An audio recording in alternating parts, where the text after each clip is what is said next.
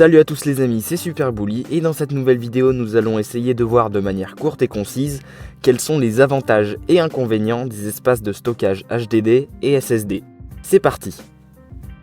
Tout d'abord, commençons par les points forts et faibles des disques durs classiques ou disques HDD. Ces disques ayant un fonctionnement de nature mécanique, on leur reproche notamment que leur fonctionnement peut entraîner du bruit et est assez énergivore.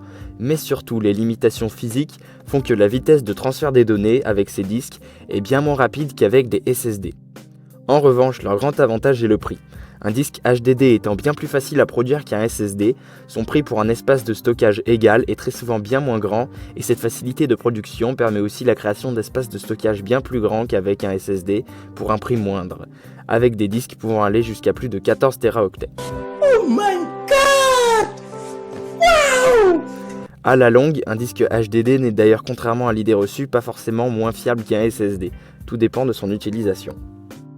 Pour ce qui est des SSD, leur gros point noir est évidemment le prix, car comme dit précédemment, la plus grande difficulté de leur production rend le tout bien plus cher et bien plus limité en espace, ce qui fait que les SSD sont limités aux alentours de 4 Teraoctets. En revanche, un SSD n'ayant rien de mécanique, puisqu'il est constitué de cellules mémoire, il ne produit aucun bruit et surtout la vitesse de transfert de données n'a juste rien à voir avec celle d'un HDD, ce qui se remarque notamment par le temps de démarrage ou le temps d'exécution de logiciels très gourmands en ressources.